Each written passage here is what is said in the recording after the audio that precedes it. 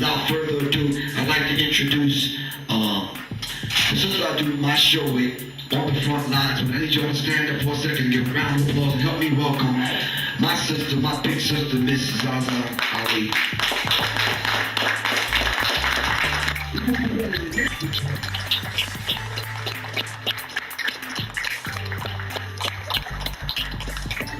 Thank you, friend.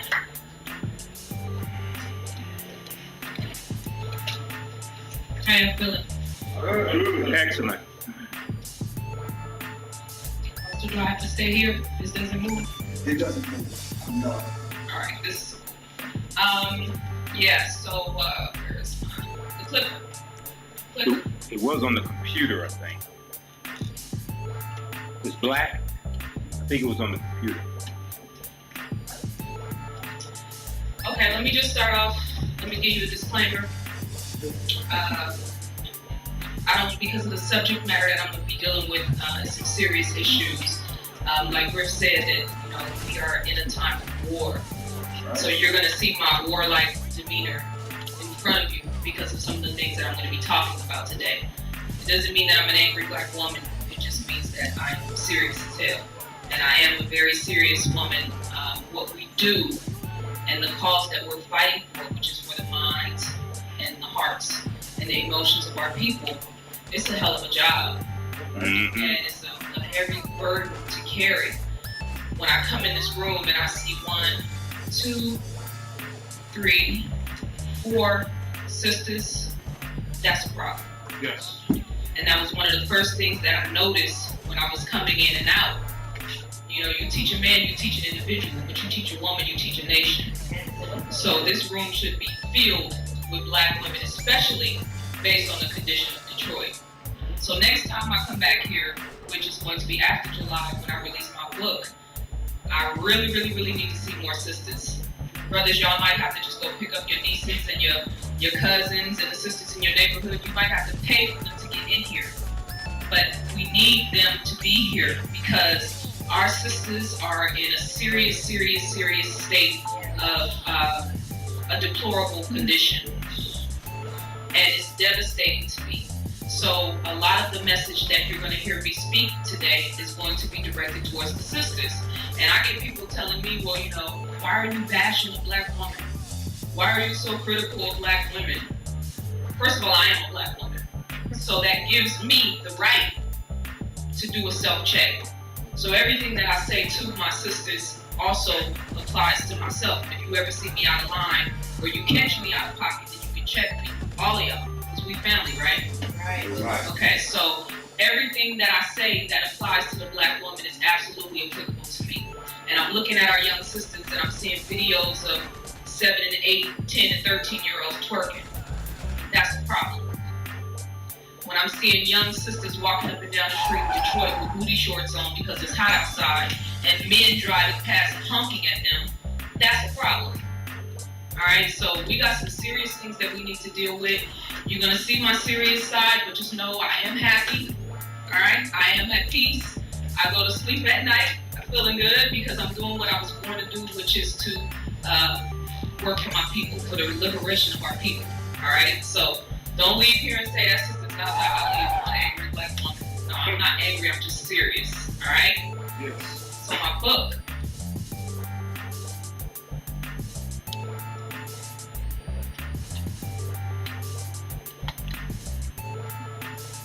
Can somebody tell Earth to come here, please, and fix this? Is the USB plugged into the laptop? Doesn't it run off of the USB plugged into the laptop? No, it's wireless. It should automatically be connected. But while somebody goes out there and grabs him, my book is entitled Black Matters. And the subjects that I deal with, there's 4 chapters that I'm going to be talking about today. I did a 4-week lecture series in Atlanta. Surviving a genetically modified society, black male-female relationships, black youth in peril, and what was the last one? Yeah, I need your help, sir, please, thank you. I always need you. Surviving a genetically modified black youth in peril. So those are the 4 things that I'm going to be dealing with today. Is everybody in here familiar with chemtrails? Yes. Yeah, what you're playing, yeah. Somebody tell me what chemtrails is. Give us a layman explanation of what that is. Yes, sir. Chemtrail are those planes flying and they leaving this fall. They got all kind of chemicals and it's killing them. Yes, sir. Anybody want to add to that? Like what it says, the trails can move in the air behind these planes. Normally it's about 3 or 4 at a time, and a long line of chemicals may fall over communities. Yes, sir. We're talking about weather modification. Yes, sir. It's also blackout. Yes, sir. What does the sun do for melanated people? We're gonna talk about that. We're gonna talk about that because I've been studying chemtrails since 2007, and a lot of people tell me, well, why would they do that? Because it's gonna affect everybody. I'm like, yeah, but it's gonna affect melanated people in a different way, and that's one of the goals. Yes, ma'am. It also deals with mind control. Yeah. HARP. Everybody here familiar with HARP? Yes. Yeah, A microwave. Up in the lab. Okay. Yes, sir.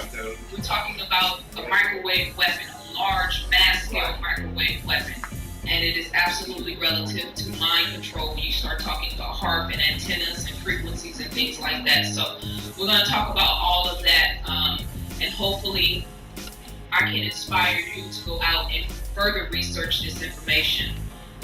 We bring the information to you. We don't have all the answers. We don't have all the solutions, but our goal is to create solutions in all of us. And then we go out into our families and into our communities and transform the mindset, because it all starts in the mind. I heard somebody say one time that if you're not talking about economics, then you aren't doing something that's really empowering the black community. Well, we spend $1.1 trillion a year. Exactly. So we have the money, okay? It's the mind that needs to be rectified, all right? So that's our goal, to tap into the minds and into the hearts of our people, to reform our people so that we can take that $1.1 trillion and turn it into something. But you give a fool money, he's going straight to Cadillac, right? Or the crack house. Or the crack house, or buy a few Jordans, or to the strip club. Right. Exactly. And being down south and seeing the strip club culture out here, it's like, wow, I'm from California. I'm from Oakland. So when I come out here and see, especially in Atlanta, it's like a strip club culture. I ain't never just stepped foot in a strip club before, and I'm proud of that. You know what I'm saying? But just to see how that life, and then to hear how people talk about it, like that's something to aspire to. You want to be a strip word? Okay, not when I get done. So anyway, Black Matters. We get this backlash from people all the time. Why would you say black? Why are we calling ourselves a color? We demeaning ourselves when we limit ourselves to just a color. Black is a color, or why aren't we identifying with our nation? First of all, these are real brothers right here. Are they black? Yeah. If it gets pitch black at night and all the lights and all the man-made technology goes out, right? And you're in your room and you close your eyes, what do you see? Black.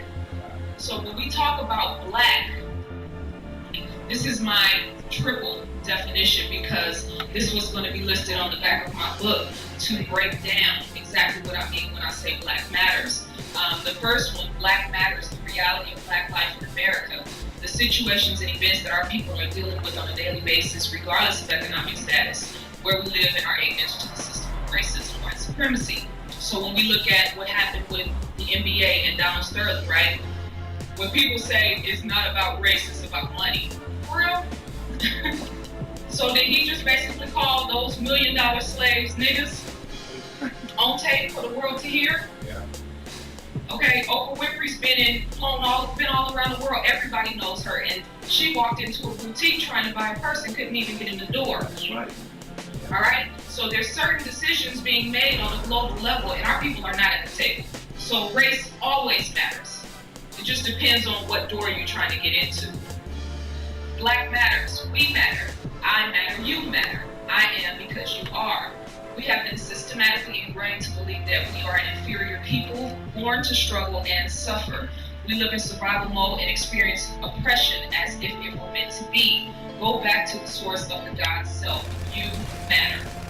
In her book, The ISIS Papers, Dr. Frances West Welsing talks about a hormone called cortisol that is excreted. I know that sounds scientific, but that's the only word. Excreted when you experience stress. So when you experience stress, there's actually a hormone being produced in your mind that affects your biology, that affects your health. So we live under constant stress. And I can just imagine being in Detroit and seeing the flight and the blight and the way that our people are living in certain areas in the city. I'm from Oakland. I saw how crack cocaine tore my city apart. And we're going to talk about crack a little bit later when I get into the scientific intervention in our affairs. Because don't get it twisted. That was planned. That was created in a laboratory, and it was dropped in certain cities around the country to destroy our people. All right, there's a book called Black Matters that was written by Gary Webb. He's from San Jose, California. He said they intentionally dropped cocaine in black communities. It was intentional. So we dealing with scientists. And people say, well, where did crack come from? You know, it was just cocaine. It showed up in the Bay Area somewhere in the 1980s. No, we're not those type of people to be sitting up in laboratories creating drugs. We might sell it to our people because we're poor and hopeless and helpless, but we're not sitting in laboratories creating drugs. All right, we're dealing with scientists, and there's been several people who have gone back and done the research. For me to put in my book, for me to give it back to you, because crack destroyed half of my family, and a lot of the families that I actually saw coming up. I was a young girl growing up in Oakland. And then Black Matter, the essence and matter from which all things come forth. The blackness of space gave birth to the original man and woman, the planet, the sun, and stars. It is matter we call melanin, the chemical basis for everything in nature, that which is uniquely found in our DNA. So what is black? Melanin, the absence of color, infinity, atoms, protons, and electrons. Black is science and mathematics. This is what I'm talking about when I say black matters. When I look at this sister and she's a caramel complexion and I say my black sister, all right, because she's from the earth. She is of the original essence, those atoms and protons and electrons that created the first man and woman, that created the planet, that created the moon, all right? We got to get past being limited in our perception of ourselves because it limits our power as individuals and then collectively as a community. There is no limit for us. There's nothing that we can't do as a people, and that's why they continuously wage this war against us, because they know when they leave us alone that we're gonna rise. So this is a public service announcement, and this is something that I'm noticing that I'm getting a backlash from a lot of my sisters because they don't really want to be held accountable for the condition of our people and for the condition of themselves and for the condition of our young sisters. So I wrote this and I said, I don't have time for catty, over emotional BET and VH1 zoned out, reality TV remix, Jimmy Choo and Gucci Guru, iPad worshiping, makeup made up, Madonna sensitive and unrealistic black women who have been brainwashed to believe that the bullshit they talk about and think about actually matters in the real world. Exactly. I said that out of love, Exactly. but I meant it. I don't give a damn about Remy Hair Weave, who Gabrielle Union is screwing in her TV show. You are not the mother of civilization if all you do is sit on the internet, living vicariously through media wars and urban smut literature. Yours is a genetically modified, calcified pineal gland whose root is buried in European savagery, i.e. eugenics, the slave caste system, and feminism, secondary to the slave master's wife, therefore doing her bidding among your people. Get the hell out of here. We don't have time for that. We are at war. How many sisters that will come up to you and start screaming and talking about pro-life, pro-choice can tell you the history of eugenics? All right, who is Margaret Sanger then? Founder of She's the Planned. woman that wanted to I was exterminate. asking. I didn't want the answer. You can give me the answer, but I was asking because this is the question that I pose to these feminists. How can you be a black feminist? Come on, talk to us. That's good stuff.